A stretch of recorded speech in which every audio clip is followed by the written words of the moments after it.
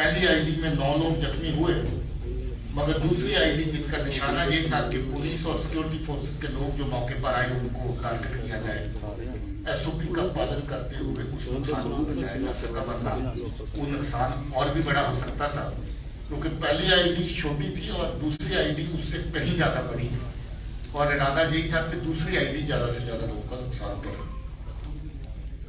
Police ने बड़ी मेहनत के साथ आरिफ नाम के दहशतगर्द को पकड़ा है, जो रियासी का रहने वाला है, और इसकी तफ्तीश और इंटेरोगेशन के दौरान ये पता भी चला कि ये आज से नहीं बल्कि पिछले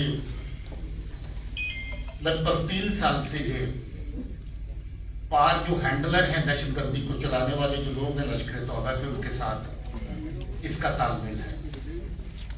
इसका मामा काफी सालों से कराची पाकिस्तान में जाकर के सेटल हो रखा है।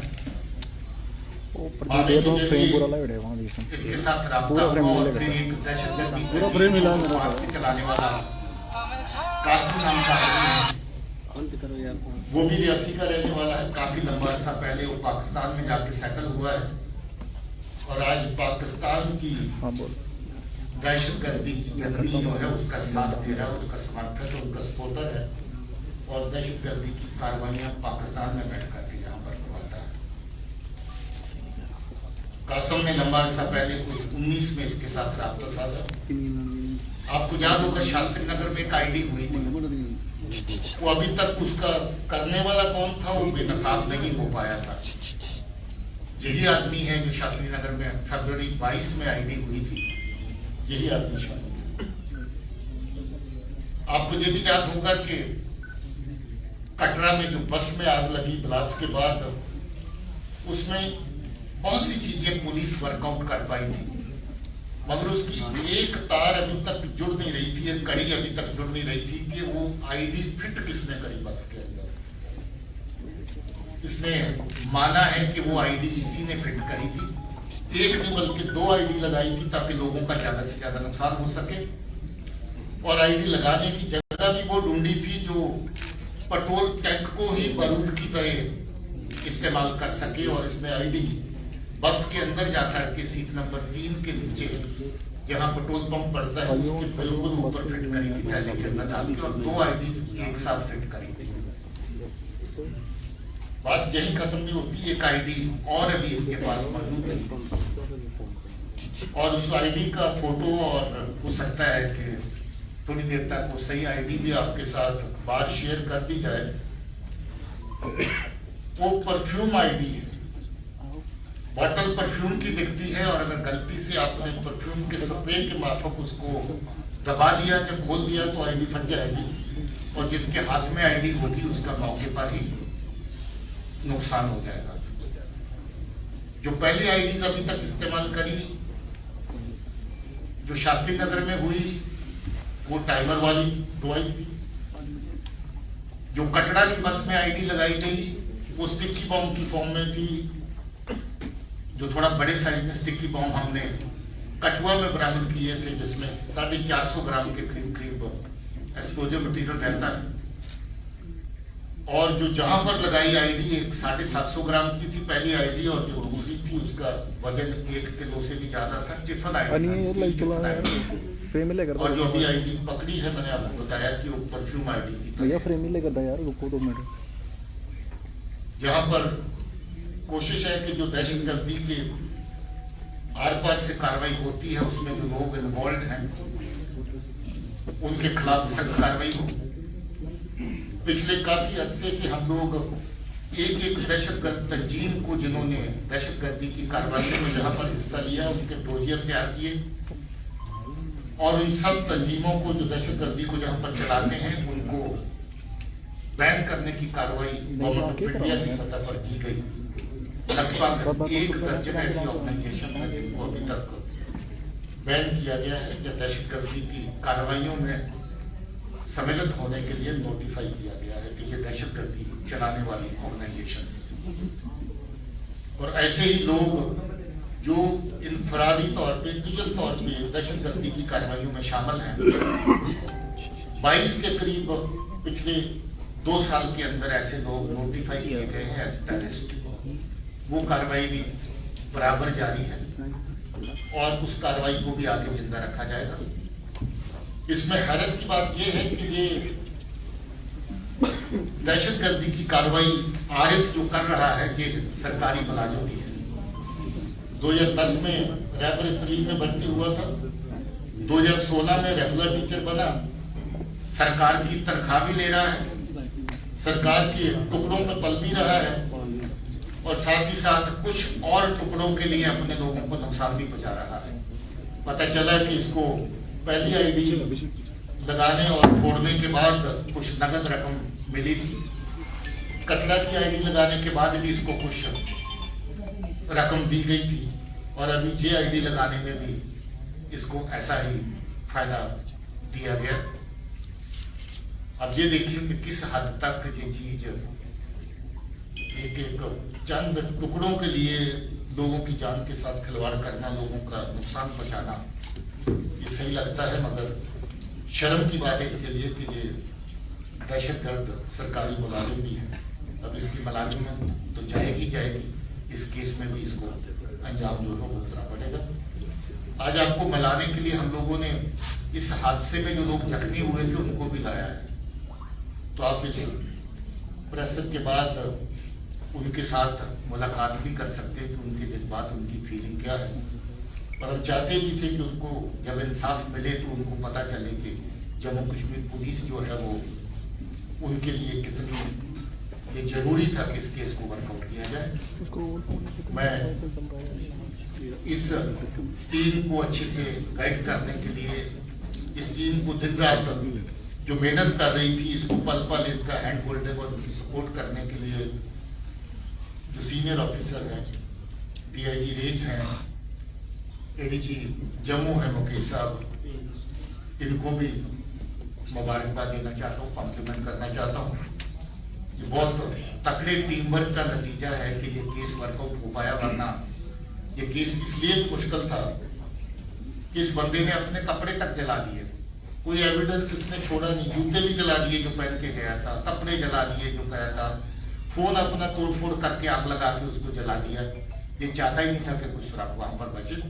मगर जो जम्मू पुलिस की जो टीम लगी हुई थी उसकी काबिलियत है, उनकी मेहनत है कि उन्होंने छोटे मोटे हर एविडेंस को खंगाल करके, हर छोटी मोटी लीड को आगे बढ़ा करके पहुंचते पहुंचते इस तक पहुंचे और इसको आखिर पकड़ा गया।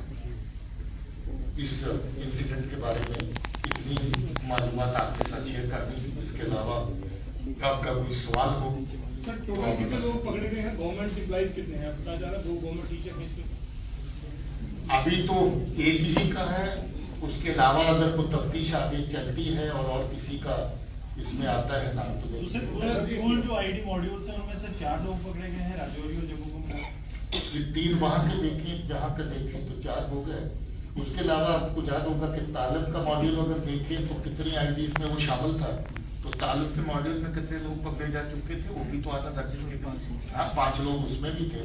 तो तालिब का मॉड्यूल भी आईडी का ही बेसिकली मॉडल था, जिस मॉडल के जरिए आपको जो ट्विन बस में ब्लास्ट हुए उधमपुर में, आपको याद होगा कोटरंका में जो ब्लास्ट हुआ आपको याद होगा, एक शादी के दौरान किसी के घर में रिजौरी में ब्लास्ट हुआ आपको याद होगा। तो वो कार्रवाइयाँ जो तालिब के ग्रुप की थी, तो ये इस तरीके से देखें तो तालिब भी उस केस में फिक्र करता है जो कटरा का ब्लास्ट हुआ, और तालिब की उस केस में ये कड़ी अभी बाकी थी कि आईडी अगर मिली तो लगाई किसने, और तालिब के इस ग्रुप की जो कड़ी थी वो यही थी जो आज इस केस में पकड़ा गया। जी, ये जो आईडी इसने इस्तेमाल करी है वो ड्रोन से आई थी, दिसंबर के आखिरी महीने के आखिरी दिनों में आई थी, और 3 आईडीज एक साथ आई थी जिसमें 2 इस्तेमाल कर चुका है और तीसरी अभी इसके पास मौजूद है। कितना चैलेंजिंग था ये केस, जिस तरह से आपने कहा आरिफ ने कपड़े भी जला दिए थे, जूते भी जला दिए, ऐसे लोगों को शिकंजा कसना कितना चैलेंजिंग था? देखिए 21 जनवरी का वाक़ा है और आज कितने दिन हुए? 11 दिन, और मुझे लगता है इस 11 दिन के अंदर पुलिस की टीम ने शायद सोया नहीं होगा, दिन रात अपना काम कर रहे थे। तो ये इतनी बड़ी चुनौती थी कि कोई लीड मिले तो वो लीड जाया नहीं होनी चाहिए, और दूसरा ये कि उसमें टाइम का गैप नहीं आना चाहिए कि आप ढूंढते रहें और आपके सुराग के आगे जो फॉलोअप जिस पे करना चाहते हैं वो आपसे दूर निकल जाए। तो 11 दिन की नहीं बल्कि 11 दिन और 11 रातों की मेहनत है जिसकी वजह से ये केस कितनी बड़ी सर कामयाबी ये आरिफ का जो सर, ये तंजीम और आरिफ ने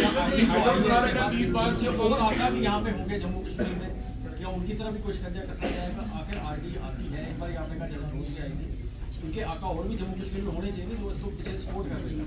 देखिए ऐसा है कि जो केस टू केस हम लोगों को देखना पड़ता है और जितने लोग किसी भी सूरत में दहशतगर्दी के साथ जिनकी वाबस्तगी पाई गई, डायरेक्ट हो या इनडायरेक्ट हो, उनको हमने अभी तक छोड़ा नहीं है।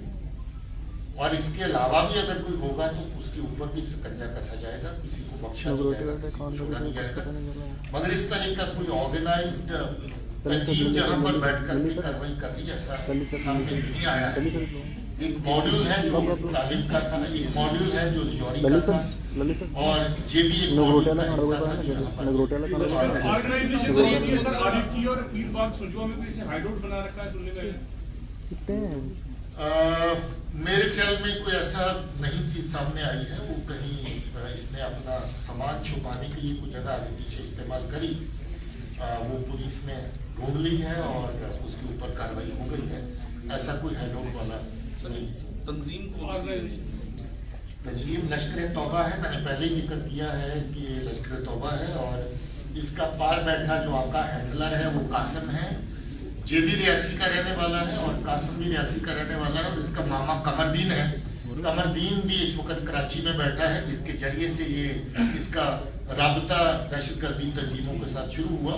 19 में शुरू हुआ था और अभी 23 तक ये 3 कार्रवाइयां अंजाम दे चुका है, जिसमें शास्त्री नगर, कटरा और अभी ये आपका लेटेस्ट करवाने वाला परफ्यूम आईडी आपने कहा कि एंटी परफ्यूम आईडी मिली है, क्या ये पहली बार यहाँ पर यूज हुई और कितनी इंटेंसिटी की आईडी? इस तरह की आईडी अभी तक लोगों ने पहले रिकवर नहीं करी है और कम से कम इसका जितना तो है कि अगर इंसान उठा के इसको एक बार थोड़ा सा प्रेस कर देगा, जब खोलने की ऊपर डांटने की कोशिश करेगा, इट विल गो ऑफ और जो आदमी हैंडल कर रहा होगा उसको तो बहुत ज़्यादा नुकसान पहुंचा सकती है। अभी हमने इसके साथ छेड़छाड़ नहीं करी क्योंकि हम भी वाकफ नहीं है, इसको जो स्पेशलिस्ट टीम है वही देखेगी। लोगों के लिए आपने कहा, लोगों को शुक्रिया कहना चाहते हैं, लोगों को ये भी कहना चाहते हैं कि जम्मू कश्मीर पुलिस आपकी हिफाजत के लिए, आपकी सुरक्षा के लिए हमेशा तत्पर है, हमेशा कोशिश कर रही है। ये भी कहना चाहते हैं कि जब आप सोते हैं जम्मू कश्मीर पुलिस जागती है और ये कोशिश रहती है कि हम लोग जाग करके आपकी नींद जो है उसको जो है सुरक्षित कर सकें और ऐसी को गलतफहमी न रहे कि जम्मू कश्मीर पुलिस किसी जगह पे अपनी एफर्ट में कोई कमी छोड़ रही है।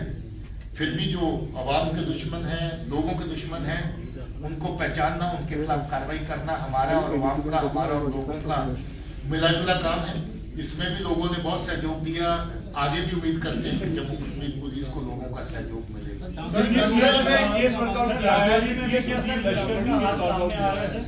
राजौरी में जो डांगरी में इंसिडेंट हुआ उसमें भी सर लश्कर का मॉड्यूल सामने आ रहा है क्योंकि टेररिस्ट क्योंकि ट्रेस कुछ मिले थे।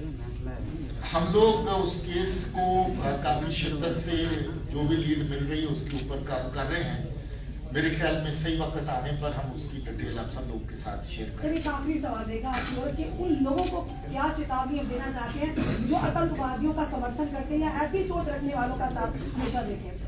उनको चेतावनी देने की जरूरत नहीं, उनके खिलाफ कार्रवाई की जाएगी और उनको ये समझ लेना चाहिए कि किसी भी तरीके से कानून के शिकंजे से कोई बच नहीं सकता है।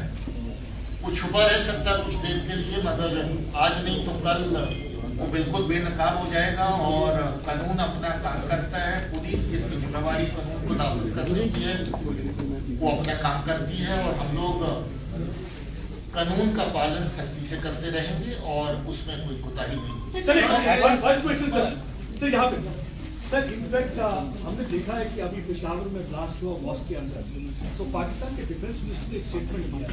उन्होंने कहा है कि हिंदुस्तान में भी कभी कोई मुसलमान को ऐसे प्ले करते हुए नहीं मार सकता। यू थिंक दैट होगी of that Islamophobia will bust when he gives such a kind of a statement? And what will be your response to those people who often keep on breaking up Islamophobia, portraying India in bad light and trying to project Modi government in a bad way? देखिए, मैं इतना ही कहना चाहता हूँ कि हम